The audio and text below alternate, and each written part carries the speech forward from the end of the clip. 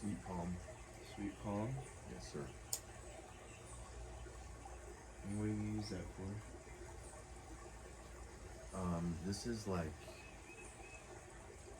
what Ooh. Peruvian natives use as sage. This is like Peruvian sage is what this is pretty much.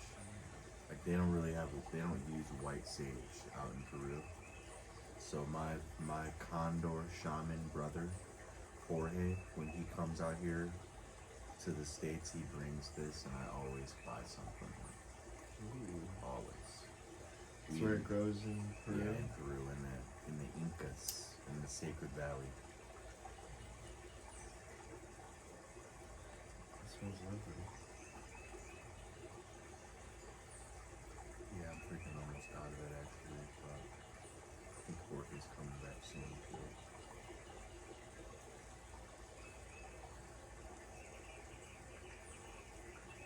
I'm gonna have to grab some if there's any extra, because that smells amazing.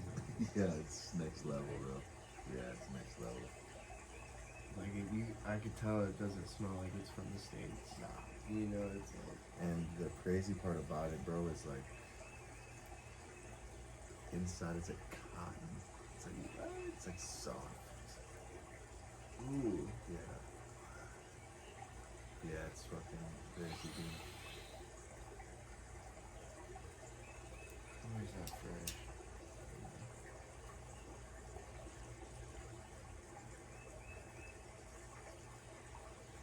Mm. Yeah, I want to show you how it comes in the big can, dude, because it looks crazy. Sweet palm bundle. I don't buy it from anywhere but him, but Is that where he lives? he's in Peru. Yeah, like you literally, I can't even get a picture of it because you cannot get it, dog. Like I can't even find a picture of how I get it on Google, bro. Let me see if I can find a picture. What of it. color would you call that? It's like an olive green. Yeah? Yeah. It's like an olive green. Wait, actually. Let me see. Oh yeah. That's skunk right there, dude. Whoa. It almost looks like a cactus. Yeah, but it comes in like it's like a bundle like this. So if you can imagine, it's like a Oh. yeah. If you can imagine, it's like a bunch of that. You know what this smells like to me? It smells like a very sacred and safe woman. Yeah. Well, it's actually been marinating in there with my Balga sandalwood. Ooh, sandalwood is... Yeah. Oh, what a delight. Mmm.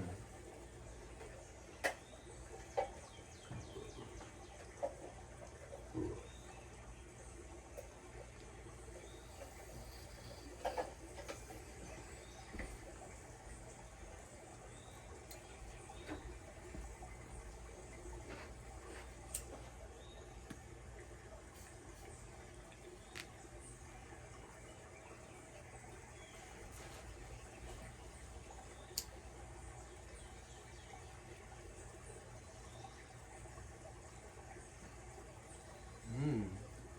A fresh one is like different. Yeah, I was gonna say that's a Because those whole ones nother. those ones have been burned a couple times. Like a fresh one is like whoa.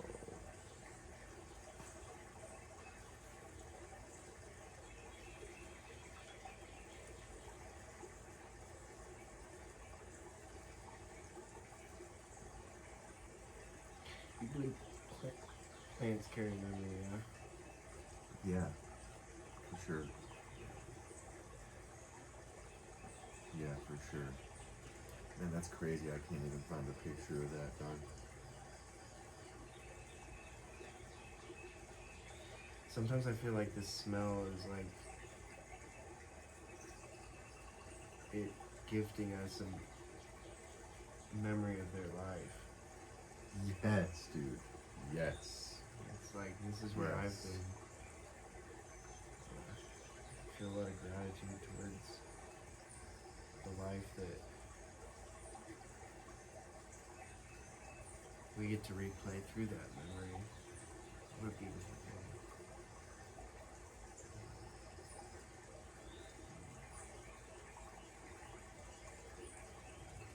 Damn, that's crazy, man. I can't even find a picture of What a bundle. a bundle of that sweet palm, yeah.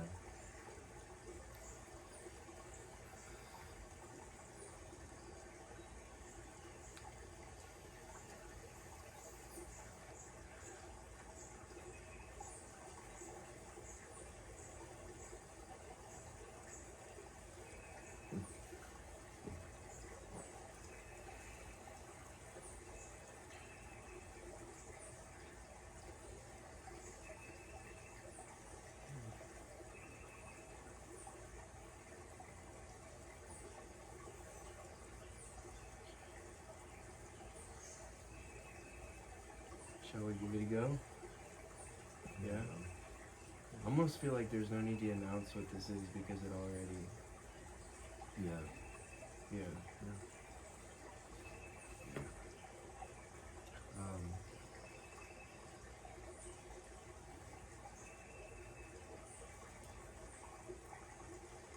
Yeah, I'm not gonna even say anything. Just allow the page to pick you. If you have if any question naturally rises to your awareness,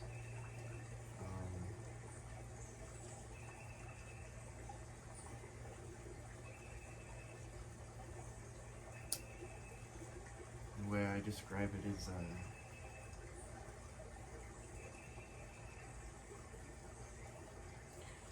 feel like the Tao is the eye looking into our reflection. And what reflects back is authentic as it gets.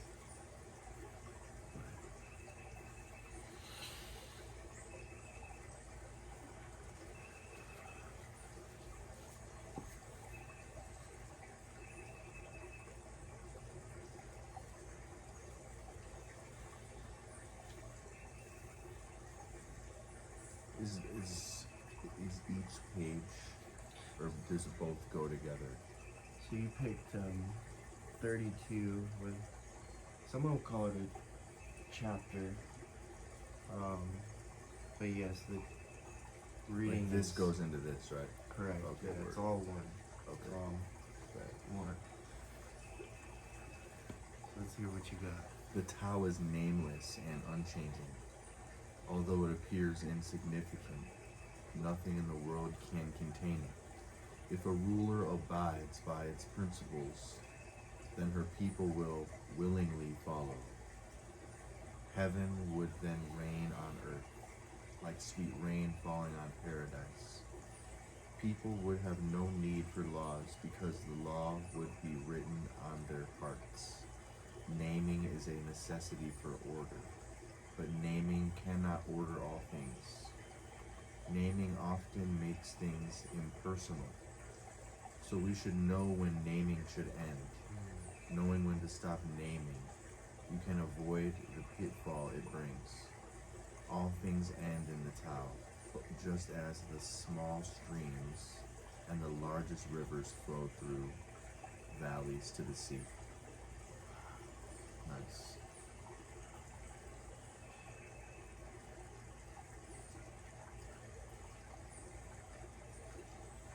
What is your, where did it sit from?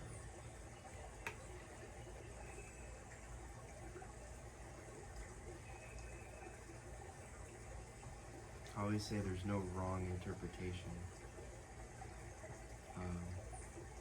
to this.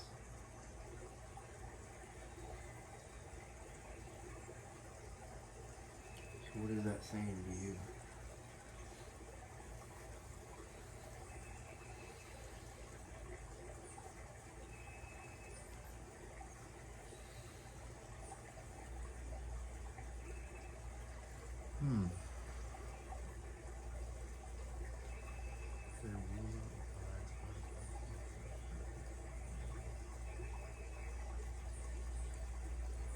means so many different things to me, actually. Damn.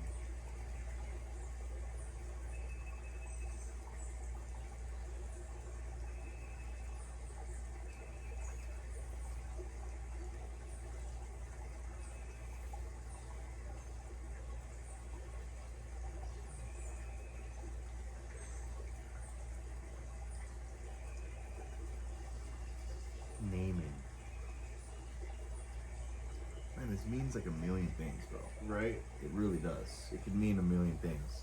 Really, all just depends on how I could choose to look at this or interpret it. But as the father of my household, bro, having children, if a ruler abides by its principles, then her people will willingly follow. I'm a firm believer that the male energy in a relationship or in a family dynamic, if their energy is unstable and is not anchored on a foundation, bro, then their family suffers from that. The energy, it trickles down. So that part really sticks out to me personally. I find myself just rereading that part over again. Because heaven would then rain on earth like sweet rain falling on paradise. People would have no need for laws because it's just there. It's written. It's all they've ever known from day one. There's no other place or like way of life to compare it to, because that's all you've ever known.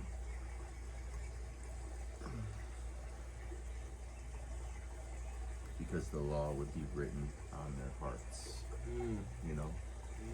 So it's like, it's there. When something's written on your heart, it doesn't change.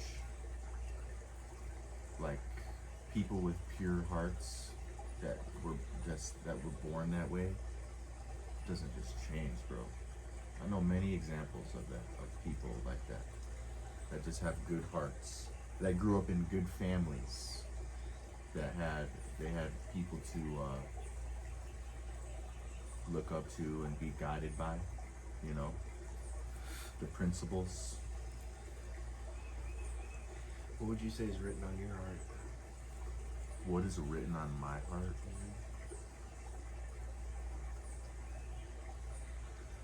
Honestly, bro, what's written on my heart, man, is a lot of stuff I'm trying to erase right now. So, like, my heart, man, is the way I view hearts in general, bro, is our second brain. There's some emotions that come from the heart first before they even hit the brain. Like, we have neural pathways. I may be saying the wrong word when I'm saying that, but we have neural pathways, and our heart responds in the same way that our brain does. So our brain holds trauma, so that means that our heart holds a lot of trauma too. And I know that somebody and people like me that were pretty much addicted to hard drugs by the time I was like 13 years old, you know, it holds you put a lot of weight on your heart, bro, in those times. And yeah, I hold a lot of pain still in my heart that I know that I'm holding, because your heart is constantly opening and closing. It's like an energy. It's like the biggest energy center we have in our body. And so what's written on my heart, bro, is like fight or flight survival mode. That's what is written on my heart. It's like pretty much ingrained in my heart, the survival mode and needing to protect myself. And so a lot of that needs to be rewritten. So that's why I do a lot of the things that I do, because I know yeah, I just feel it, bro. I've been feeling. I've been on this path of self-discovery and unlearning for years now. Mm. So I'm just people always say follow your heart. They always say that. It's like a pretty well-known like thing that people say, follow your heart. But like, what if your heart has led you wrong a lot in your life, bro? Because my heart has, and so that phrase doesn't really resonate with me.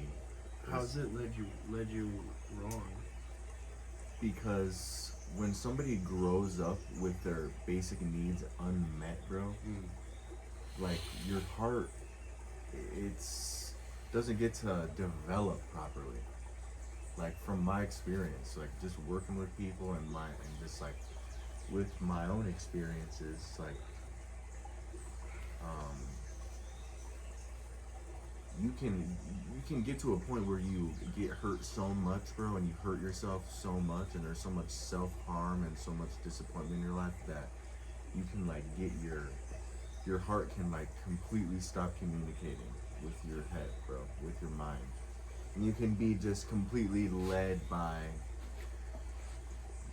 pure like lust and like the need to be validated and all these other things, but it feels like your heart's leading you. But it's like it's like the broken version, or like the not necessarily broken, but can't find the right word to describe what I'm trying to say. What would you say is like, what would you consider an unmet need that leads to the seeking of validation? Just like, dude, unconditional love, like from certain figures in your life that are supposed to be there. You know what I mean? Like, for any child, bro, it's pretty important for them to grow up with their mom and dad to some capacity. They don't need to be married and together in the same house and like fucking dinner every night and all that, but like I feel it is pretty important. Well, it's scientifically proven that it's pretty important for you to be around your parents, both of them, to some degree, which I did not. My dad was in prison before I was born, so I didn't even have a chance, bro. You know, I didn't even have a chance. My mom was 16 when she had me. Like, I just was like born into that. Like, I didn't have my own like room till I was like 8 years old. You know what I mean? Like, we moved around all the time. I went to like 7 different elementary schools by the time I was in 3rd grade, bro. Like, that is not it just wasn't like, to move around is one thing, like, but we were moving around because we had to. We were moving around because we were like trying to survive. It's one thing, it's like, oh, we're moving because we want to move. Like, no, we had to like. So I just grew up in that energy, dude. Like, the first 7 years of my life were completely chaotic. So the first 7 years of a human being's life, scientifically proven again, pretty much depicts all of your coping mechanisms when you're an adult, all of the ways that you view love when you're as an adult. Like, it pretty much lays it out for you, bro. The first 7 years of your life, like what happens to a child and what type of quality of life, what type of safety they are given, you know, even the quality of food that they get, like that matters. Like, and all the adults in my life, bro, when I was growing up, were completely unstable. Like, all of them. They were all mentally filled with anxiety, depression. They were all just like not really solid people. You know what I mean? Like, my mom was the only one, pretty much. So a lot of basic needs were like, I was they did their best. You know what I'm saying? Yeah. What they had. But we also have to remember that somebody's best, homie, is shitty. Yeah. I mean, somebody's best could be literally the worst thing that's ever happened to you. So that does not mean just because somebody's doing their best does not mean it was good at all. Right. Or right for you. Or right for me, Yeah. you know. So that's So that's kind of how. Like I literally, man, every day I still am like unlearning coping, like unhealthy coping skills and unhealthy ways that I communicate and unhealthy ways that I react to triggers, like all that stuff. And every time I'm in that mode, I can think back on my childhood and be like, yeah, that makes sense. I don't know. Have you ever like dove into this and read this book? This, Tao? like this, no. Because I find it fascinating because you just described it to a T. I mean, it's the book of unlearning. It's literally what it is. But I'm curious on something. Might I guide you through a little process? Sure. Yeah? Okay.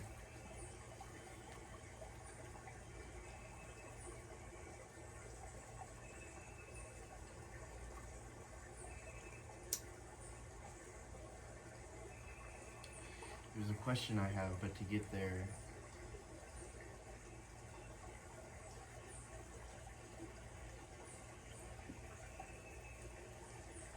I want to guide you to that position for the question. Okay? So close your eyes, just relax. I want you to picture yourself in a room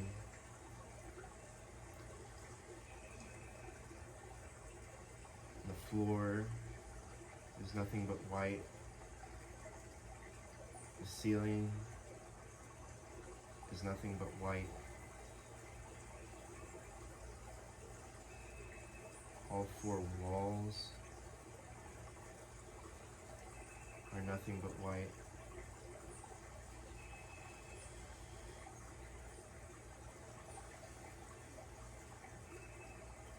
No doors, no windows, just you in a white enclosure.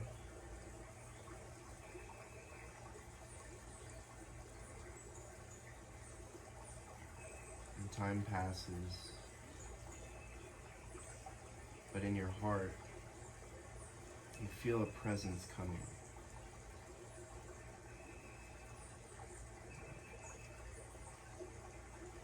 And this presence is coming in need.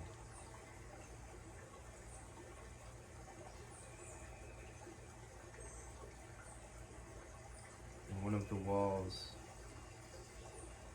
there forms a door. You hear a gentle little knock.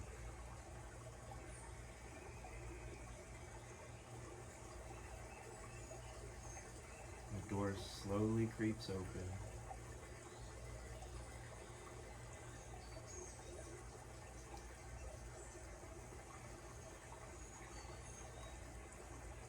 And the child that walks in is you.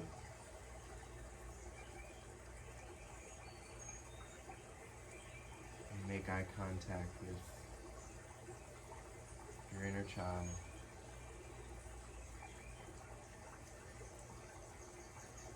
He gets down on his knees and he opens his hands and looks up at you.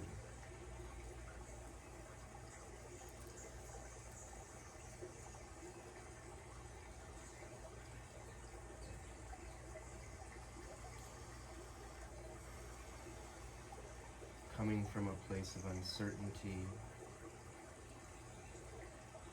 questions about the world,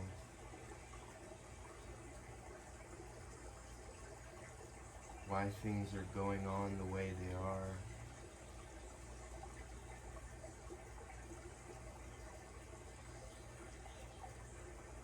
You can feel his heart thump and thump.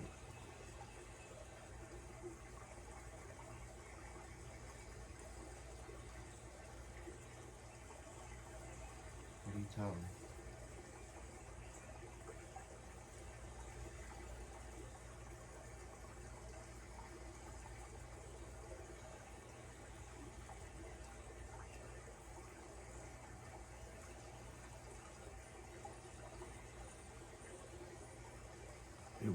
this forever. Literally got that tatted, dog. That's so funny. I knew you were gonna. I knew my inner child was coming out, dude. I knew you were going there. It's my favorite thing in the world, bro. People don't do that enough. The inner child, bro. I check in with my inner child every day, almost, dude. Even if it's just for 2 seconds. It's so important. It really is. Yeah, it won't be like this forever, man. Everything I ever thought I was never gonna get over in life, I always did, always have. Even like the worst shit. I've been through a lot of shit, bro. So yeah, that is the only thing that would make sense to say to me. It won't be like this forever.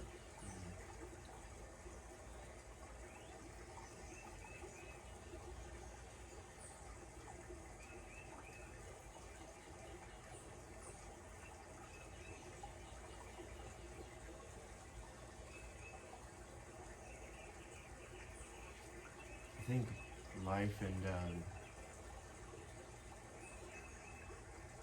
how beautifully temporary and fleeting moments are, it just creates a lot of inner peace. Knowing, I think it makes like this moment special. Like, of course we'll see each other again, but never will this moment ever. This is one of a kind. One of a kind. One of a kind.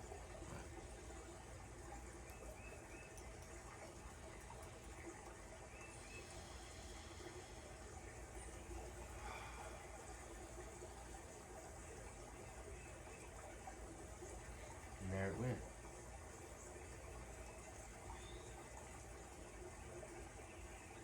Being replaced by something equally as special and rare.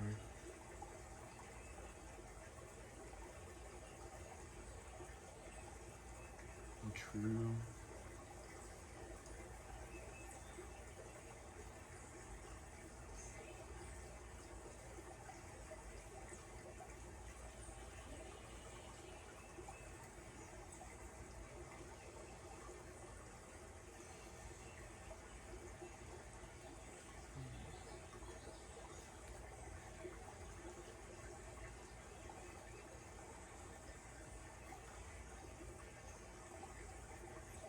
I think that's one of the things I love most about you, brother, is that your energy creates this space for me that is so welcoming and like I feel like my inner child gets to dance without perimeter and sing without fear. That's beautiful. That's absolutely beautiful. Thank you for sharing that.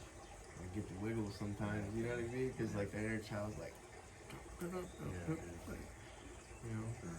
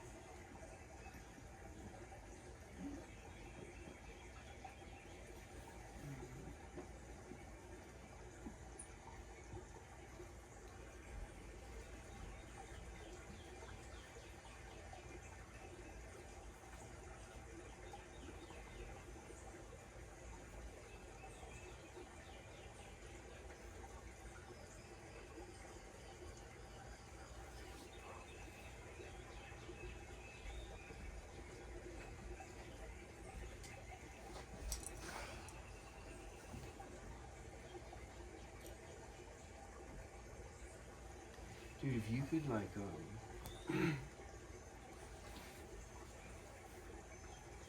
if you could have like a podium and everybody in the world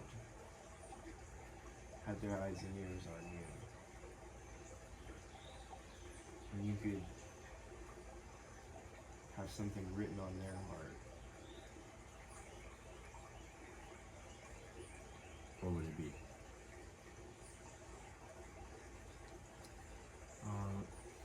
I know exactly what it would be, but I want to make sure I want to like word it correctly or in a certain way.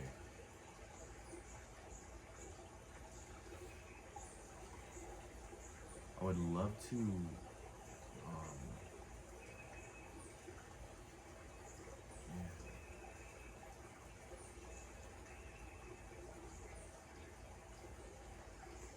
It would be amazing if it was just a universal knowing that everybody is going through something, bro. And you should always consider that before you say or do anything that could hurt somebody. Or, yeah, I mean, that's really as simple as I could put it, bro. Is that it isn't always all about you. It's actually never about you. Ever. The world does not revolve around you. You have to revolve around it. Like, you're not that important. That's what I would like it to tell everybody. To have it written on their heart. To be a thing that is just like, that's just reality. Is you're not important, dude. You're not important. Such a In the most loving way possible. Not, you're not important. yeah. That's not what I mean. Everybody is important. I mean, the way, how you think how important you are, it isn't that way. Yeah. That's what I'm It's saying. not. Which is such a good feeling if it. Because you're right. It's not like, oh, you're not important. Right, You're, right, it's you're not none of this. right. you None of know? it is. None of it, bro. It's like one of my favorite quotes is, "Man only suffers when he takes seriously what the gods made for fun." Right, bro. Right. And anytime I take something seriously or hold it hard or feel like I'm this kind of guy or I'm supposed to be, presented as, it's like I get lost. Exactly. And I need to remember those times to be like, I'm not that important. No greater, no less than any other. We're all Like, just nobody is thinking that shit. Like, like those thoughts that we have, bro, where it's like, nobody is paying attention that much, bro. right. Like, as much as we think they are, and as much as we gaslight ourselves into thinking that they are, I promise you they're not, dude. Definitely not. You want them to be, though. You want them to be, and that's why you project all those emotions onto those people. Yeah. We love to judge ourselves through somebody else's eyes, bro, because we don't want to judge ourselves. Yeah. We don't want to judge ourselves, dude. It's way easier to put it on somebody else and then tell ourselves that they think that about us. It's way easier. Even though it's not. It's fucking miserable. It's so much more work. It is so much more work.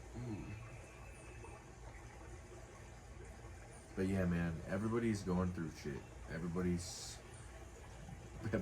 like battling. Like that person that cut you off in traffic, their mom could have died 10 minutes ago, bro. Yeah. Like literally.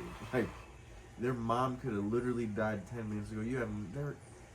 I guarantee that person did not get in their car and they were like, I'm cutting Logan off today. Yeah. And they like that's what I mean by that's like a perfect example is what I mean of you're not that important, like you don't have to react to every negative thought that you have. Like you don't. They're just thoughts. The only way that the negative thoughts get power is by you reacting to them. That's the only way that they get the fuel to get any deeper into your cells is your reaction to it. So, yeah, man. Like learn how to regulate your nervous system, man. Yes. Be the man who tends the butterflies. Yes, dude. Yes. Like I do not want to be the guy that leaves the room and then everybody's like, "Oh man, what's going on with that guy, bro?" Whoa, What's like up that his was ass? like that was intense. Like I don't want that. That's not the type of vibes I'm trying to bring, bro. Like I want to come into the room and they're like, "Yo," like, "How are you?" Like Yeah. high Give me vibrations. Bro. some sugar. Yes, dude. Yeah. Yes. Yeah. And you know, a lot of people allow themselves to. I used to be this person. Like if something negative was going on in my life, or like something wrong, just anything like that, I would like take it on as a personality, bro, and like let it define my whole life. And then it was just like, and I would allow it to get in the way of. Feel like everybody cared that I wasn't doing good. You know, the universe was like. Felt like I was being punished, but no, I was punishing myself and then projecting it onto the events that were happening in my life. Because why is this happening to me, bro, is probably the worst question you could ask yourself. Why is this happening to me? To me. To me. What is happening for me? That was did you ever meet Alana's grandmother, Esther, Man, I don't know. the Auschwitz survivor? Oh, wait, maybe. Somewhere. Yeah, somewhere. That was I got the pleasure to sit with her at her home before, because she passed. I think it was like 3 months ago now, somewhere around there. Yeah. And well, before I tell that story, she passed with people who love her, surrounded by her, singing to her for hours. And she literally was like reaching out with like just readiness. Yeah. But to anybody who doesn't know the story, like this was a woman who from a very young age was taken from her home, put into a concentration camp where on the way there holding up dead bodies in cattle cars, you know, because there was no room for them to be on the ground, watching loved ones get teared apart by dogs for the enjoyment of a Nazi. Just slaved without sleep, food, or water. But when I met this woman, like, just light. Light. She was a light. She was light. Just this petite little woman, and that's what she told me. I said, because I'm sitting here with all this resentment towards my father because he did this, he did that, you know what I mean? I hear her story and how she's able to forgive. I'm like, who the fuck am I, dude? Like, people, and not to compare, but like, I asked her, I was like, so what's the secret? And she said, forgiveness. And I said, well, in my head, I'm like, if anybody in this world has the right to be resentful, it is you, my dear. And she said, forgiveness isn't for them. It's for me. Wow. Yeah. And, but that was one of the biggest things that she preached was everything changes when life isn't happening to me, it's happening for me. In everything.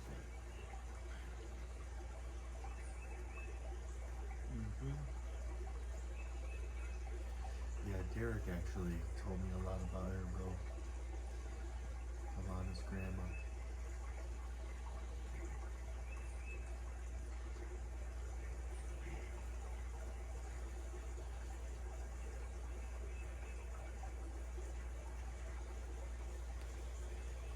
To Esther, yeah. To Esther. Oh, to Esther, dude.